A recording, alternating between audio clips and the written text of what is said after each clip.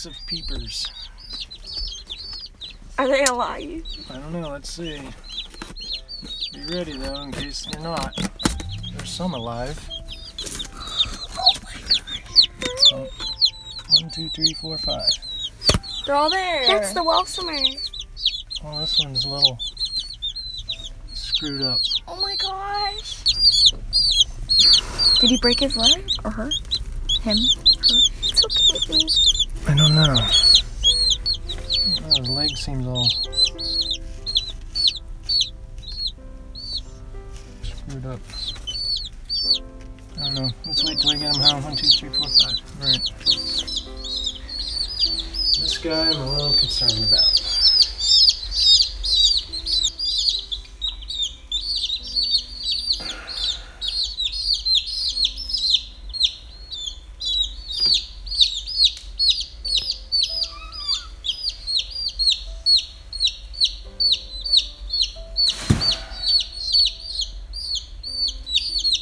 Can't stand up.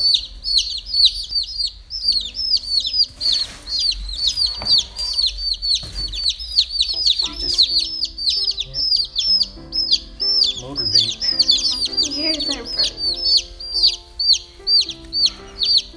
You're gonna fall in the water, dummy.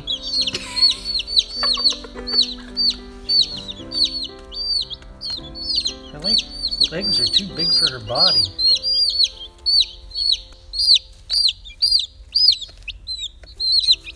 Fall into the water again.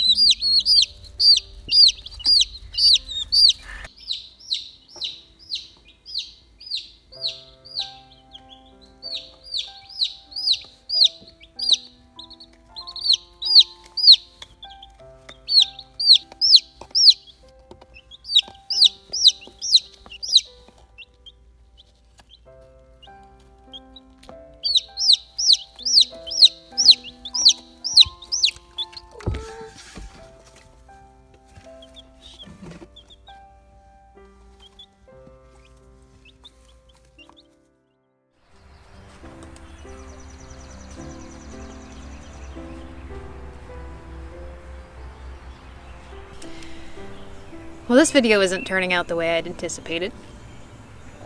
I had wanted to take you along with us as we set up our brooder for our baby chicks and show you us going to the post office and picking them up and unboxing the baby chicks, putting them in their new home, and just kind of have a happy-go-lucky, feel-good video, but this isn't that. Unfortunately, we had to cull one of the baby chicks we received in the mail, and I feel like this is something that we really need to cover on our homesteading channel. The whole point of this channel is to document our journey, and that means the good, the bad, and the ugly. And while I love showing you guys all the happy things that can happen, I think it's just as important to show you guys some of the negative things as well, and this most certainly is that. In particular, since a lot of other channels don't really cover some of the negative aspects of aspects of homesteading that can happen and how to deal with those situations. For us, we knew that there was a possibility of receiving dead chicks in the mail or maimed chicks in the mail. I did a lot of research on that, but I wasn't quite expecting what I got, which was a pretty deformed chick in the mail, and I wasn't quite equipped to handle that at the time. So while I'm at work, I'm receiving text messages about this baby chick and what's wrong with it, and I'm trying to figure out if there's something that we can do to treat it. The one condition that I was familiar with that I had read a lot about was spraddle leg or splay leg, where you can band the legs together, and it's very possible that the chick could, in a couple days be completely normal, or a couple weeks be completely normal, and we could, raise it.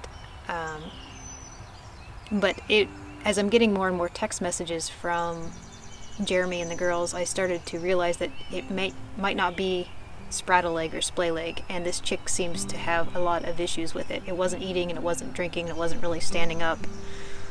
So I started to do a little more research while I was at work, and slipped tendons and hips out of joints and different conditions that could happen, and I started researching what the recovery time was, and if there was a recovery, And it turns out, depending on the situation, that if it was splay leg, that's something that could be corrected. If it's something that was more like a slip tendon, that's something that can possibly be treated within the first 24 to 36 hours, of which we are way past that time frame. And if it's something else, it's highly unlikely that, like such as popped out hip or something like that, it's highly unlikely that the chick would survive. So when I got home that night, I examined the baby chick, and I didn't record it because I was very much concerned about the well-being of the chick and not about recording at that time. But in probing the baby chick, what I found was that its hip was completely displaced.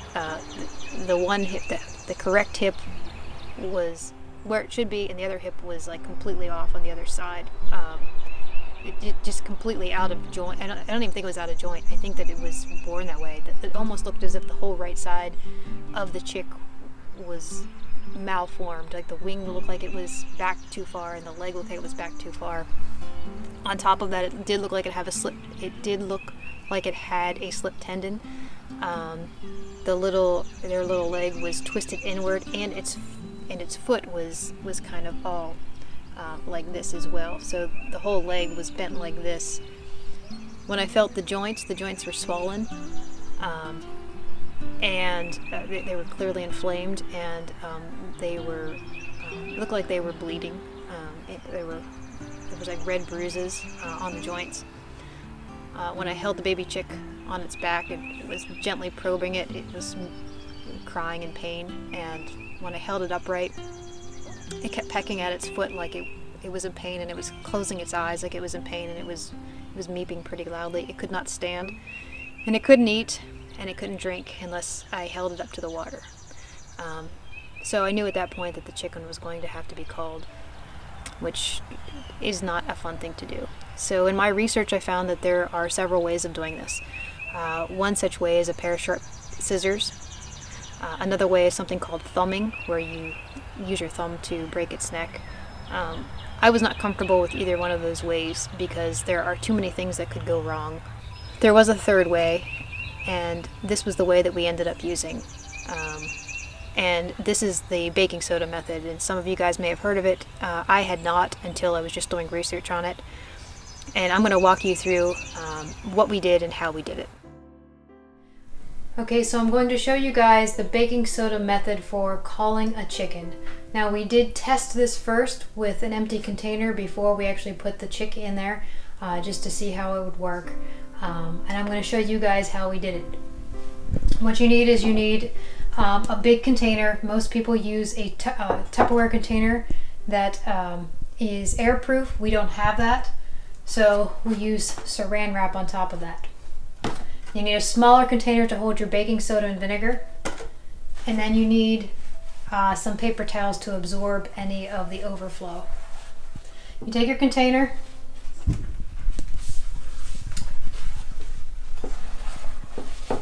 put in your paper towels, you're gonna take this. We just had this old screw container. It just has to be able to fit in there, and we're going to fill that up about a quarter of the way with baking soda, just like that. Now, we had this all set up before we brought the chick down. Put the saran wrap on like this, and we pulled it back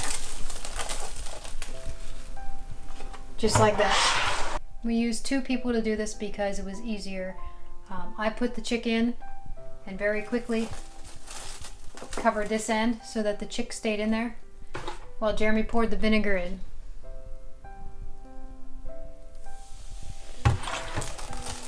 And then we very quickly sealed it. Now what this does is the vinegar and the baking soda reacts, and it's going to displace the oxygen inside the container. And it's going to, the chick will suffocate. I would say within 10 seconds, fell over on its side and slowly started to pass away. We kept it this way. I did end up putting the lid on top of it to provide an extra seal as the air started to get removed.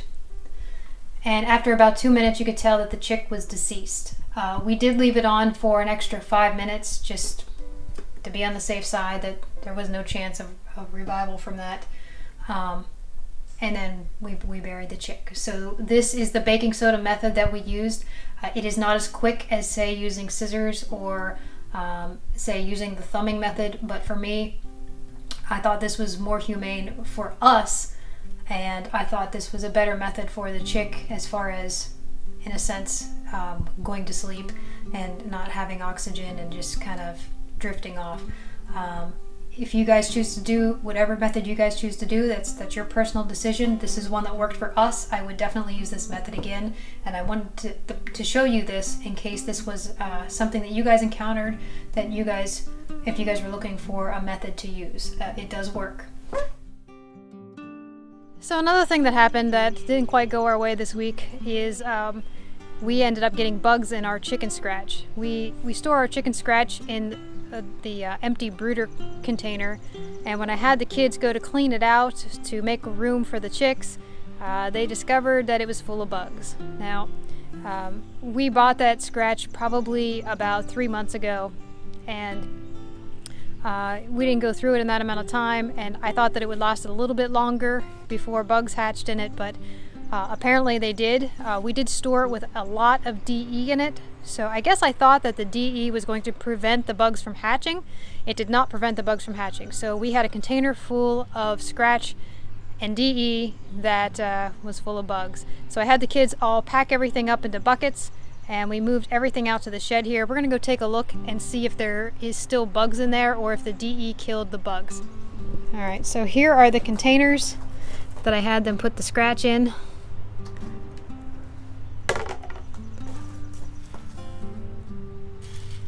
Let's see.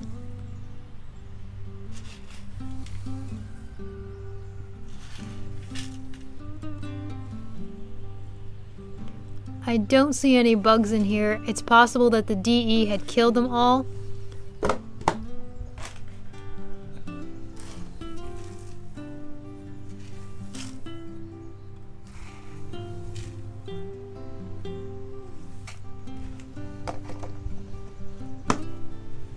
So it appears as if there are no bugs that are alive in there right now. I just did a quick check, but it was crawling with them before, so I imagine I would have seen something if they were still alive.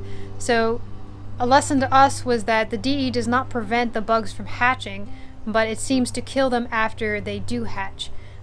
In retrospect, I think probably the better option, since we can only buy scratch in 50-pound bags, it would be better for us to take and bag the majority of that scratch feed up in Mylar bags, remove the oxygen from them, and then only use or only keep out what we can use within the course of, say, a month or less, and that will extend our feed a little bit longer. Now, I have no issues whatsoever feeding the scratch to chickens because they eat bugs anyway. So that's not an issue, but when it comes to goats and any other animal that we bring here on the homestead, if we have to buy feed in large amounts and we have to store it in containers, I think probably what I'll do is end up bagging it up in Mylar bags to prevent bugs from hatching. So let's take you on to our next issue that we have going on. Oh my goodness. We have a broody hen, this little black one here. Our black Americana is broody, and she has been broody for the last week now. She went broody about a month ago, and we were able to break her of it by removing her from the nest and making sure she didn't have eggs under her. We tried to do that same thing here, and it didn't work. She just kept crying and running back to her eggs. It seems to be stressing her out every time we remove her. So we need to try a different method. Now, some methods recommend that you take and stick water bottles or cold packs underneath them. I think that's pretty cruel. That's not something that I want to do. But one method that I think will work is removing her from her nest box and putting her in a cage without any bedding under it.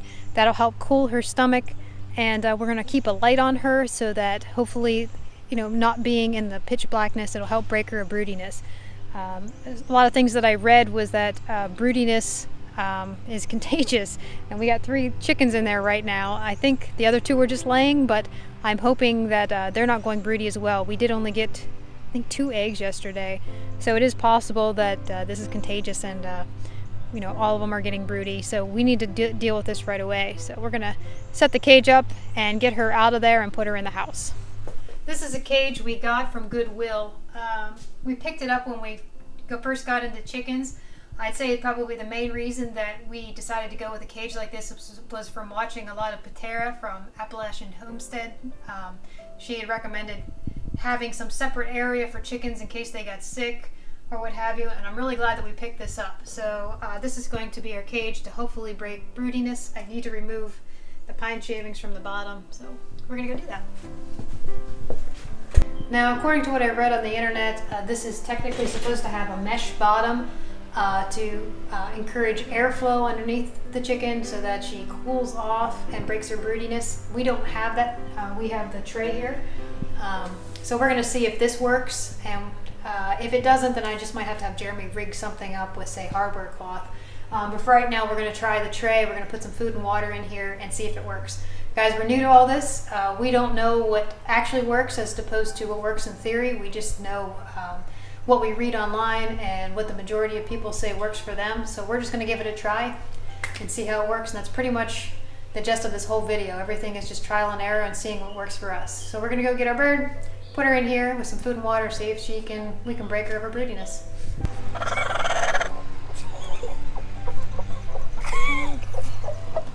All right. So this is our broody hen. This is Temmie. She's not very happy right now. You can see she picked out all the feathers on her belly. And the reason we want to break her of her broodiness is because she could potentially be in there for several months. And when she does that, she doesn't eat, and her health deteriorates, and she's more susceptible to parasites. And also it makes the other chickens broody as well. So we're going to try and get her out of there and get her broken. So we're going to bring her inside.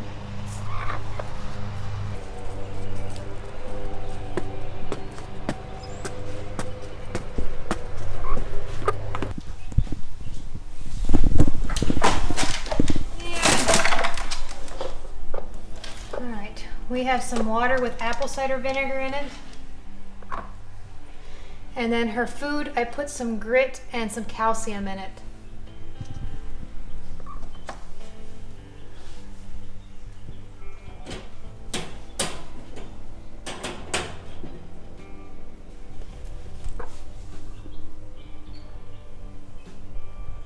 Temmie's usually the one that's picked on by all the other chickens, and she usually gets special treatment. So because she's the last one to eat, she doesn't always get all the treats. Sometimes we bring her in the house and feed her some raisins. So we're gonna see if we can give her some raisins and warm her up a little bit to her new condo.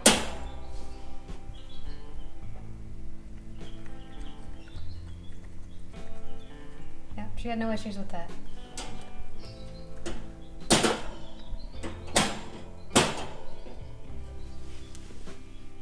See if it works. Okay, well that didn't work. We had her in here for a couple hours and she was mad. She was trying to poke her head through the cage and clawing up the side, and we were hoping that after a little while she would settle down, but she didn't, and actually was getting to the point where we were afraid she was going to hurt herself.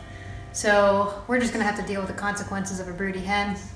We put her back outside, and yeah, that's it for that one. That one didn't work. So to bring you full circle back to the beginning, we have new baby chicks. We have the start of our dual purpose breed, which are now, we think, 2 female Dorkings and 1 male Dorking. And we also have the little Welsomer, which Ilaria has. These guys seem super healthy. We've been giving them some apple cider vinegar, a little splash of molasses so they get some copper and some other minerals, and some of their chick feed. We gave them a little bit of scrambled eggs today, and they seem to really like that. They're doing really well. Unfortunately, things in the homestead don't always go the way you want or the way you plan. So that was the whole purpose of this video. Like I said, a lot of other channels don't really cover stuff like this. And if you find one, definitely watch them and understand the full picture. And I have to recommend and give a shout out to one channel that really does a good job of covering all the ups and the downs when it comes to chickens, and that's Cynthia Fuller. She actually is a big follower of ours. She comments on almost all of our videos. I'm going to leave a link to her up above to her channel. Definitely check her out. She covers all aspects of chickens, and one that she recently covered was dwarfism in chickens, and she ended up losing, I believe, 2 chickens due to dwarfism. Understanding what you're getting into when you're getting into chickens like this is really important, and so that is kind of the purpose of this channel, is giving you guys the full spectrum. If you guys have any tips or tricks of your own or anything that you guys want to discuss or comment on, feel free to leave them below. We have our hands full with these little babies. Got some honky ones outside that apparently just laid. Well guys, we'll see you in the next video, and hopefully we'll have goats then.